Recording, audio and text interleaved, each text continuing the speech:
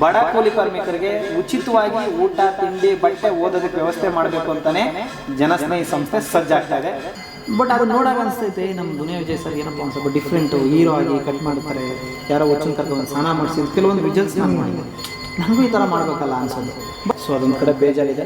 But ನಮ್ಮ ಸುಖ ಶಾಂತಿ ಎಷ್ಟೇ ಕಮ್ಮಿ ಆದ್ರೂ ಹೊರಗಡೆ ಇರೋರು 150 ಜನ ನೆಮ್ಮದಿಯಾಗಿರ್ತಾರೆ, ಖುಷಿಯಾಗಿರ್ತಾರೆ. 150 ಜನ ಆಶೀರ್ವಾದ ಇದೆ. ಈಗ ಯೋಗೇಶ್ ಅವ್ರ ಊರು ಯಾವುದು? ತುರ್ಬೇಕೆರೆ.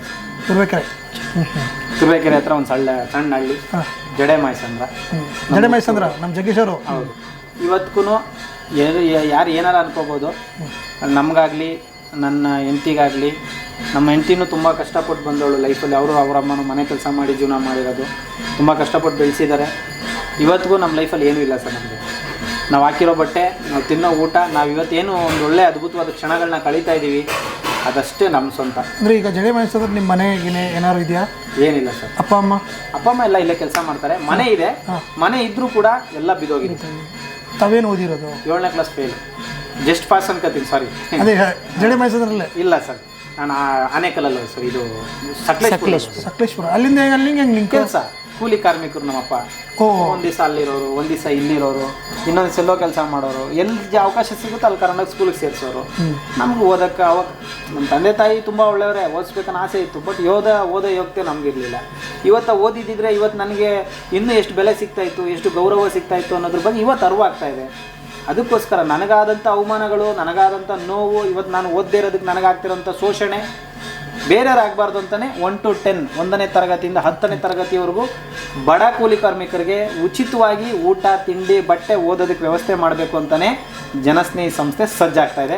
ಬರೋಬ್ಬರಿ 1,000 ಜನಕ್ಕಾದರೂ ನಾನು ಸಾಯೋದ್ರೊಳಗಡೆ 1,000 ಜನ ಮಕ್ಕಳು ವಿದ್ಯಾರ್ಥಿಗಳಿಗೋದು ಉಚಿತ ಶಿಕ್ಷಣ ಕೊಡಬೇಕು. 1 ರೂಪಾಯಿ ಫೀಸು ತೊಗೋಬಾರ್ದು. 1 ರೂಪಾಯಿ ಫೀಸು ತೊಗೋಬಾರ್ದು ಬಡ ಮಕ್ಕಳಿಗೆ ಅಂತ ಡಿಸೈಡ್ ಮಾಡಿ ಈಗ 1-2 ಎಕರೆ ಕೆಲಸ ಶುರು ಮಾಡಿದ್ದೀವಿ.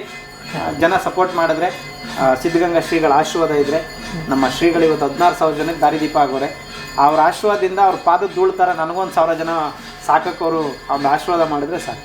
ಆಶೀರ್ವಾದ ಮಾಡಿದ್ರೆ ಅದ್ರ ಜೊತೆಗೆ ಈಗ ಬೆಂಗಳೂರು ನಂಟಿಂಗೆ ಬೆಂಗಳೂರಿಗೆ ಹೇಗೆ ಬಂದಿದ್ದು ನೀವು ಅಂತ? ಸರ್, ಬೆಂಗಳೂರಿಗೆ ಬಂದಿದ್ದೆ ಕೂಲಿ ಕೆಲಸ ಮಾಡಿ.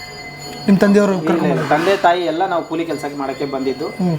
ಹೋಟ್ಲ್ಗಳಲ್ಲಿ ಸಣ್ಣ ಪುಟ್ಟ ಕೆಲಸ ಮಾಡಿಕೊಂಡು ಹಂಗೆ ಏನೋ ಟ್ಯಾಕ್ಸಿ ಗಿಕ್ಸಿ ಓಡಿಸ್ಕೊಂಡು ಜೀವನ ಮಾಡ್ತಾರೆ. ಇಲ್ಲಿ ಯಾರು ಸಂಬಂಧಿಕರು ಅವರು ಯಾರು ಇದ್ದಾರೆ ಸರ್? ಸಂಬಂಧಿಕರೆಲ್ಲ ಅವಾಗಲೂ ಇದ್ರು, ಇವಾಗಲೂ ಇದ್ದಾರೆ.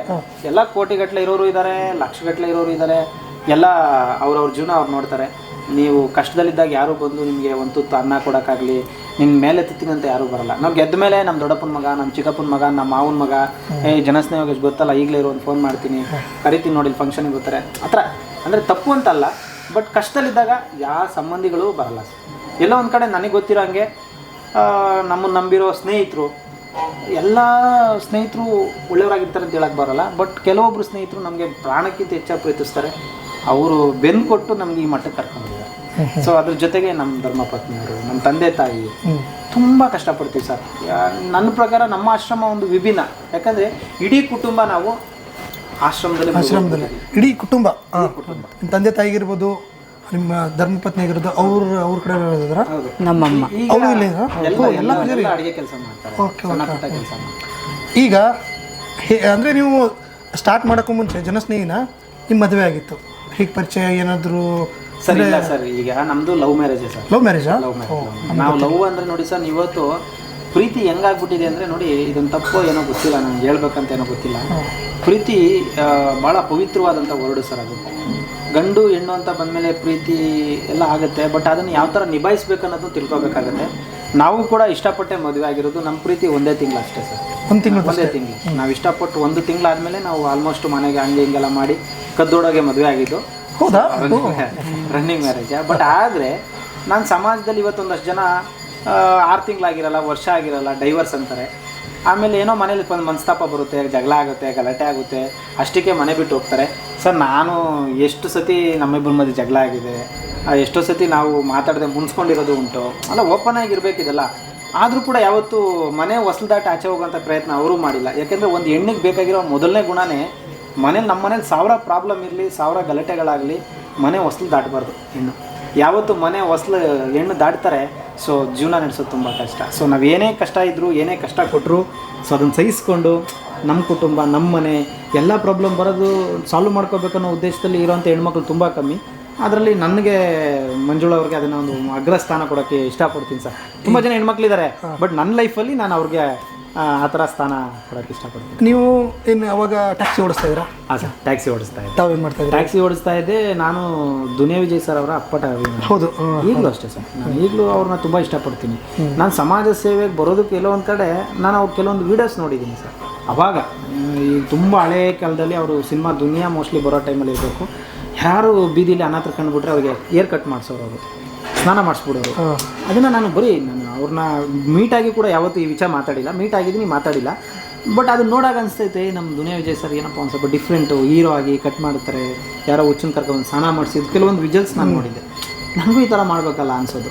ಬಟ್ ಇನ್ಸ್ಪೈರ್ ಆಗಿ ತೊಗೊಂಡಿದ್ದು ನಾನು ಆಟರಾಜ ಅವ್ರನ್ನ. ಆಟರಾಜ ಸರ್, ಅವರು ನನಗೆ ಗಾಡ್, ದೇವರು. ಅವರು ಇದ್ದಿದ್ದಕ್ಕೆ ಅವರ ಒಂದು ಮಾರ್ಗದರ್ಶನ, ಅವರ ಒಂದು ಆಶೀರ್ವಾದ ಇವತ್ತು ಈ ಸ್ಥಾನಕ್ಕೆ ಕರ್ಕೊಬಂದು ಕೂರಿಸಿದೆ. ನನ್ನ ಲೈಫ್ ಸ್ಟಾರ್ಟ್ ಆಗಿದ್ದಂಗೆ, ಬಟ್ ನಾನು ಇಷ್ಟಪಡೋಕ್ಕಿಂತ ಮುಂಚೆ ನಮ್ಮಲ್ಲೂ ಕೂಡ ಯಾವುದೇ ಥರದ ಶ್ರೀಮಂತಿಕೆ ಆಗಲಿ, ಆಡಂಬರ ಆಗಲಿ ಯಾವುದೂ ಇರಲಿಲ್ಲ ಸರ್. ನಮ್ಮ ಹತ್ರ ಏನೂ ಇರಲಿಲ್ಲ, ಸಿಂಪಲ್ ಲೈಫು. ನಾನೊಬ್ಬ ಡ್ರೈವರ್ ಅಂತ ಗೊತ್ತಿದ್ದೆ, ಅವ್ರು ಇಷ್ಟಪಟ್ಟರು. ತುಂಬ ಜನ ಅವ್ರಿಗೂ ಕೇಳಿದ್ದುಂಟು, ನೀನು ಏನಮ್ಮ ಹೋಗಿ ಕಪ್ಪಗಿದ್ದಾನೆ, ಅವನು ಡ್ರೈವರ್ ಕೆಲಸ ಮಾಡ್ತಾನೆ, ಹೋಗಿ ಅವನು ಇಷ್ಟಪಟ್ಟಿದ್ಯಾ? ಅವ್ರನ್ನೇ ಕೇಳ್ತೀನಿ, ನಾನು ಬಿಡಲ್ಲ, ಇದು ಮುಂದೆ ಬೆಳ್ಳಿಗಿದ್ಯಾ, ನಾನು ಮುಂದೆ ಹೋಗಕ್ಕೆ ಬಿಡಲ್ಲ. ನನಗಿಂತ ಚೆನ್ನಾಗಿ ಅವರೇ ಹೇಳ್ತಾರೆ ಅದನ್ನ. ಹೇಳಿ, ಫಸ್ಟ್ ಒಂದಂದ್ರೆ ಮೀಟ್ ಆಗಿದೆ, ಇವಾಗ ನೀವು ಹೇಳಿದ್ರೆ ಚೆನ್ನಾಗಿರುತ್ತೆ. ಸರ್, ಮೀಟ್ ಆಗಿದ್ದು ಒಂದು ಯಾವುದೋ ಇವರು ಶೂಟ್ ಮಾಡ್ತಿದ್ರು, ಅವಾಗ ಶೂಟಿಂಗ್ ಹೋಗ್ತಿದ್ರು. ಸಣ್ಣ ಪುಟ್ಟ ರೋಲ್ಗಳಿಗೆಲ್ಲ ಸೈಡ್ ಆಕ್ಟಿಂಗ್ ರೋಲ್ ಹೋಗ್ತಿದೆ ಸರ್. ಮಾಡಿದ್ದೀನಿ ಸರ್, ಒಂದು 5 ಸಿನಿಮಾದಲ್ಲಿ ಸಣ್ಣ ಪುಟ್ಟ ರೋಲ್ಸ್ ಮಾಡಿದ್ದೀನಿ. ನಾನೇನು ಆ್ಯಕ್ಟರ್ ಅಲ್ಲ, ಏನೋ ಆಸೆ ಇತ್ತು. ಇಲ್ಲ, ಒಂದೆರಡು ಕಡೆ ನಾನು ನೋಡಿದ್ದೀನಿ, ಹೋಗಿದ್ದೀನಿ ಸರ್, ಮಾಡಿದ್ದೀನಿ. ಸೊ ಅವಾಗ ಶೂಟ್ ಮುಗಿಸ್ಕೊಂಡು ಬರ್ಬೇಕಾದ್ರೆ ಕಾಲ್ ಮಾಡಿದ್ರು, ಎಲ್ಲಿದ್ದೀರಾ? ನಂಬರ್ ಸಿಕ್ತು ಸರ್, ನಾನು ನಮ್ಮ ಮನೇಲಿ ತಿರುಪತಿಗೆ ಹೋಗ್ಬೇಕು ಅಂತ ಪ್ಲ್ಯಾನ್ ಇತ್ತು. ಸೊ ನಮ್ಮ ತಾಯಿ ಹೇಳ್ತಿದ್ರು, ಇವ್ರಿಗಿಂತ ಮುಂಚೆ ಇವ್ರ ತಮ್ಮ ನಮಗೆ ಪರಿಚಯ, ಅಂದರೆ ನಮ್ಮ ಫ್ಯಾಮಿಲಿಯಲ್ಲಿ ದೂರ ಸಂಬಂಧಿ ಇವರು. ಇವ್ರ ತಮ್ಮ ಪರಿಚಯ ಆಗಿ ನಾವು ತಿರುಪತಿಗೆ ಹೋಗ್ಬೇಕಂತ ನಾನು ನಮ್ಮಣ್ಣ ಪ್ಲ್ಯಾನ್ ಮಾಡ್ಕೊಂಡಿದ್ದು. ಆಗ ಅವ್ರ ತಮ್ಮನಿಗೆ ಹೇಳಿದ್ದು, ನಮ್ಮಣ್ಣ ಡ್ರೈವರು ಅಂತ ಅವ್ರು ಹೇಳಬೇಕಾದ್ರೆ ತಿರುಪತಿಗೆ ಹೋಗ್ಬೇಕು ಅಂದ್ಕೊಂಡಿದ್ದೀವಿ, ಎಷ್ಟಾಗುತ್ತೆ ಏನು ಕೇಳಿ ನೋಡಿ ಒಂದ್ಸಲ ಅಂತ. ಸೊ ನಾವು ಹಂಗೆ ಹೇಳಾದ್ಮೇಲೆ ಇವ್ರ ತಮ್ಮ ಇವರಿಗೇನೋ ಅದು ನೀನೇ ಹೇಳು ಹಂಗೆ ಸ್ಟಾರ್ಟ್ ಆಯಿತು. ಡ್ರೈವರ್ ಕೆಲಸ ಇಲ್ಲಿ ವರ್ಕೌಟ್ ಆಗಿದೆ, ಲೈಫೆಲ್ಲ ಇಲ್ಲೇ ವರ್ಕೌಟ್ ಆಗಿರೋದು ಕರೆಕ್ಟ್ ಆಗೋದು. ಸೊ ಹಂಗಾಗಿ ಸ್ಟಾರ್ಟ್ ಆಯಿತು. ತುಂಬ ಚೆನ್ನಾಗಿ ಇಷ್ಟಪಟ್ಟು ಮದುವೆ ಆದ್ವಿ. ನೋಡಿ, ಅಲ್ಲಿ ನನ್ನ ಮಗ ಕೂತಿದ್ದಾನೆ, ಮಕ್ಕಳಿದ್ದಾರೆ. ಸೊ ತುಂಬ ಚೆನ್ನಾಗಿ, ಏನು ಲೈಫ್ ಕಷ್ಟ ಅಂತ ಏನಿಲ್ಲ ಸರ್, ಚೆನ್ನಾಗಿದ್ದೀವಿ. ಬಟ್ ಏನಾಗುತ್ತೆ ಅಂದರೆ ಸ್ವಲ್ಪ ಈ ಲೈಫು, ಈ ಒಂದು ಜಂಜಾಟದಲ್ಲಿ ಪರ್ಸ್ನಲ್ ಲೈಫು, ಮಕ್ಳಿಗೆ ಟೈಮ್ ಕೊಡೋಕ್ಕಾಗ್ತಿಲ್ಲ, ವೈಫ್ಗೆ ಟೈಮ್ ಕೊಡೋಕ್ಕಾಗ್ತಿಲ್ಲ. ನಾವು ಕೂತ್ಕೊಂಡು ಒಂದು ಟೈಮಲ್ಲಿ ಊಟ ಮಾಡೋದಕ್ಕೂ ನಮಗೆ ಕಾಲಾವಕಾಶ ಸಿಗ್ತಾ ಇಲ್ಲ. ಸೊ ಅದೊಂದು ಕಡೆ ಬೇಜಾರಿದೆ. ಬಟ್ ನಮ್ಮ ಸುಖ ಶಾಂತಿ ಎಷ್ಟೇ ಕಮ್ಮಿ ಆದ್ರೂ ಹೊರಗಡೆ ಇರೋರು 150 ಜನ ನೆಮ್ಮದಿಯಾಗಿರ್ತಾರೆ, ಖುಷಿಯಾಗಿರ್ತಾರೆ. ಆ 150 ಜನ ಆಶೀರ್ವಾದ ಇದೆ 100%. ನಾನು ಅವ್ರನ್ನ ದೇವ್ರ ಮಕ್ಕಳು ಅಂತ ಸುಮ್ಮನೆ ಕರಿತೀನಿ ಸರ್. ಅವರೆಲ್ಲ ದೇವ್ರ ಮಕ್ಕಳು ಸರ್. ನಾನು ದೇವ್ರನ್ನ ನೋಡಲಿಲ್ಲ. ನಮ್ಮ ಲೈಫಲ್ಲಿ ಬದಲಾವಣೆನೇ ಅವರು ಸರ್. ಇವತ್ತು ನಾವು ಗಲೀಜಾಗಿರೋರನ್ನ ಮುಟ್ಬೋದು, ಅವ್ರನ್ನೆಲ್ಲ ಮುಟ್ಟುವಾಗ ನಾವು ದೇವ್ರನ್ನ ಮುಟ್ತಾ ಇದ್ದೀವಿ ಅನ್ನೋ ಫೀಲಲ್ಲಿ ಮುಟ್ತೀವಿ ಸರ್. ಈಗ ಇನ್ನೊಂದು ಸರ್, ಈಗ ಮ್ಯಾರೇಜ್ ಆಯಿತು, ಜನಸ್ನೇಹಿ ಯೋಗೇಶ್ವರ ಆಶ್ರಮ ಹುಟ್ಕೊಂಡಿದೆ ಹೇಗೆ? ಅದೇ ಸರ್, ನಾವು ಸಣ್ಣ ಪುಟ್ಟ ಸಮಾಜ ಸೇವೆ ಮಾಡೋ ಟೈಮಲ್ಲೇ ಒಂದು ಆಸೆಗಳಿರ್ತಿತ್ತು, ಏನೋ ಮಾಡೋಣ. ಬಟ್ ಇದನ್ನೆಲ್ಲ ಟ್ರಸ್ಟ್ ಮಾಡಬೇಕು, ಸಂಸ್ಥೆ ರಿಜಿಸ್ಟರ್ ಮಾಡೋದು ಯಾವುದು ನಮ್ಮ ದೇವರಾಣೆ ಗೊತ್ತಿಲ್ಲ ಸರ್. ದೇವರಾಣೆ ಶನೇಶ್ವರನ ಸತ್ಯವಾಗ್ಲೂ ಗೊತ್ತಿಲ್ಲ ಸರ್. ನನಗೆ ಈ ಟ್ರಸ್ಟ್ ಅಂದ್ರೇ ಗೊತ್ತಿಲ್ಲ ಸರ್. ಅದರ ಅರ್ಥನೇ ನನಗೆ ಗೊತ್ತಿಲ್ಲದಲೇ ಶುರು ಮಾಡಿದವನು ನಾನು. ಬಟ್ ಆದರೆ ನನ್ನೊಬ್ಬ ಸ್ನೇಹಿತ ಅದ್ರ ಬಗ್ಗೆ ಸಜೆಷನ್ ಕೊಟ್ಟು, ಇಲ್ಲ ನೀನು ಈ ಸಮಾಜ ಸೇವೆ ಮಾಡೋದನ್ನ ನೀನು ಒಂದು ಸಂಸ್ಥೆ ಮುಖಾಂತರ ಮಾಡಬೇಕು, ಒಂದು ಟ್ರಸ್ಟ್ ಅಂತ ಮಾಡಬೇಕು, ನಾನು ವೇದಿಕೆ ಮಾಡೋಣ, ಹೋರಾಟಗಳಿಗೆ ಹೋಗಬೇಕು, ಆ ಥರದ್ದೇನೋ ಒಂದು ಥಾಟಲ್ಲಿತ್ತು. ಇಲ್ಲ ನೀವು ಟ್ರಸ್ಟ್ ಮಾಡಿದ್ರೆ ಈ ಥರ ಸಮಾಜ ಸೇವೆ ಮಾಡಿದ್ದೆಲ್ಲ ನೀವು ಎಲ್ಲ ಮಾಡ್ಕೊಂಡು ಹೋಗ್ಬಂದು ಶುರು ಮಾಡಿ ಸಮಾಜ ಸೇವೆಗೆ ಇದೊಂದು ಜನಸ್ನೇಹಿ ಅಂತ ಹೆಸರಿಟ್ಟು ಅದನ್ನು ನಾನು ಮುಖ್ಯವಾಗಿ ಹೇಳಲೇಬೇಕು ಸರ್. ಈ ಒಂದು ಸಮಾಜ ಸೇವೆ ಟ್ರಸ್ಟ್ನ ರಿಜಿಸ್ಟರ್ ಮಾಡಿ ನಮ್ಮ ಮಧುರೆ ದೇವಸ್ಥಾನದ ಶನೇಶ್ವರ ಸ್ವಾಮಿಯವರ ಪಾದಕ್ಕೆ ತೊಗೊಂಡೋಗಿ ನನ್ನ ಟ್ರಸ್ಟ್ ಡೀಡನ್ನ ಇಟ್ಟು, ಸ್ವಾಮಿ ನಾನು ಇವತ್ತಿಂದ ಒಳ್ಳೆ ಕೆಲಸ ಮಾಡ್ತಾಯಿದ್ದೀನಿ, ನಿಮ್ಮ ಆಶೀರ್ವಾದದಿಂದ ನನ್ನ ಶಕ್ತಿ ಮೀರಿ ಈ ಸೇವೆ ಮಾಡ್ತೀನಿ, ನಾನು ಸಮಾಜಕ್ಕಾಗಿ ಮಾದರಿಯಾಗಿ ಬದುಕ್ತೀನಿ, ನೀವು ನನ್ನನ್ನು ಒಂದು ಒಳ್ಳೆ ದಾರಿ ನಡೆಸಿ, ನನ್ನಲ್ಲಿ ಏನೇ ತಪ್ಪುಗಳಿದ್ರು ಕೆಟ್ಟದ್ದಿದ್ರು ಎಲ್ಲ ನನ್ನ ಮನಸ್ಸಿಂದ ತೆಗೆದಾಕಿ, ಅಹಮ್ಮು ದುರಹಂಕಾರ ಯಾವುದೂ ನನ್ನ ಮನಸ್ಸಿಗೆ ಬರ್ದಂಗೆ ಸರಳ ರೀತಿಯಲ್ಲಿ ಜೀವನ ನಡೆಸಬೇಕು, ಸಮಾಜಕ್ಕೆ ಮಾದರಿಯಾಗಿ ಬದುಕಬೇಕಂತ ಆಶೀರ್ವಾದ ಕೇಳಿಕೊಂಡು ಅಲ್ಲಿ ನನ್ನ ಟ್ರಸ್ಟ್ ಡೀಡನ್ನ ಇಟ್ಟು ತೊಗೊಂಡು ಬಂದಿದ್ದೀನಿ. ಇವತ್ತು ಅದು ಚಮತ್ಕಾರ ಆಗಿದೆ. ಅದು ಚಮತ್ಕಾರ ಅನ್ನೋದಕ್ಕಿಂತ ಏನು ಹೇಳಬೇಕು, ಇದನ್ನು ಒಂದು ಚಮತ್ಕಾರ ಒಂದು ಪದ ಕಮ್ಮಿ ಆಗಿಬಿಡುತ್ತೇನೋ ಸರ್. ಈಗ ಆಶ್ರಮ ಅಂತ ಹೇಳಿದ ತಕ್ಷಣ ಒಂದು 2-3 ಹೆಸರು ಬರುತ್ತೆ. ಅದು ಜನಸ್ನೇಹಿನೂ ಕೂಡ ಒಂದಿದೆ. ಖಂಡಿತ ಸರ್. ಅದೇ ನನ್ನ ಪುಣ್ಯ ನೋಡಿ ಸರ್. ಜನರು ಮನಸ್ಸಲ್ಲಿ ನಿಂತ್ಕೊಳ್ಳೋ ಥರ ಕೆಲಸ ಮಾಡೋದಿದೆಯಲ್ಲ, ಎಲ್ಲರ ಕೈಲಿ ಸಾಧ್ಯ ಇಲ್ಲ ಸರ್. ದೇವ್ರನ್ನ ಮೆಚ್ಚಿಸ್ಬೋದು ಸರ್, ದೇವ್ರನ್ನ ಮೆಚ್ಚಿಸಿ ಖುಷಿ ಪಡಿಸ್ಬೋದು. ದೇವ್ರನ್ನ ಜನನ ಮೆಚ್ಚಿಸಿ ಖುಷಿ ಪಡಿಸೋದು ಸಾಧಾರಣವಾದ ವಿಚಾರನೇ ಅಲ್ಲ ಸರ್. ಹಾಗಾಗಿ ಜನ ಮೆಚ್ಕೊಂಡಿದ್ದಾರೆ ಅಂದರೆ ನಮಗೆಲ್ಲೋ ಒಂದು ಕಡೆ ದೇವರ ಆಶೀರ್ವಾದ ಸಿಕ್ಕಿದೆ. ಓಕೆ, ನಿಮ್ಮ ಸಂಬಂಧಿಕರು ಅಣ್ಣ ತಮ್ಮ ಅಥವಾ ತಂಗಿ ಯಾರು ಇದ್ದಾರೆ? ಸರ್ ನನಗೆ ಒಬ್ಬರೇ ತಮ್ಮ ಇವಾಗಿರೋದು, ಇನ್ನೊಬ್ಬ ತಮ್ಮ ಇದ್ದರು, ಅವರು ಟಿ ಬಿ ಕಾಯಿಲೆ ಬಂದು ಡೆತ್ ಆದರು. ಸೊ ತುಂಬ ಲೈಫ್ನ ನಾವು ನೋಡಿದ್ದೀವಿ. ಇವತ್ತು ನಾವು ಏನು ನೋಡ್ತಾ ಇದ್ದೀವಿ, ಇದ್ಯಾವುದೋ ಒಂಥರ ಲೈಫ್, ಇದೊಂಥರ ನಮಗೆ ಒಂಥರ ಸೆಲೆಬ್ರಿಟಿ ಥರ ನಾವು ಆಗ್ಬಿಟ್ಟಿದ್ದೀವಿ ಸರ್. ಇವಾಗ ಹೇಳ್ಬೇಕು ಅಂದರೆ ಈ ಲೈಫು ಒಂಥರ ಇದೆ, ಒಂಥರ ಎಂಜಾಯ್ ಮಾಡ್ತಾಯಿದ್ದೀವಿ, ಖುಷಿ ಪಡ್ತಾಯಿದ್ದೀವಿ, ಏನೋ ನಮ್ಮ ಮನಸ್ಸಿಗೆ ಸಮಾಧಾನ ಸಿಗ್ತಾಯಿದೆ.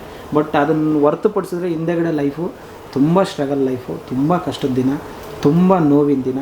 ಅದನ್ನೆಲ್ಲವನ್ನು ದಾಟ್ಕೊಂಡು ಬಂದಿದ್ದಕ್ಕೆ ಇವತ್ತು ನಮಗೆ ಈ ಮಟ್ಟಕ್ಕೊಂದು ಕೂತ್ಕೊಂಡು ಮಾತಾಡೋಷ್ಟು ಅವಕಾಶ ಸಿಕ್ಕಿದೆ.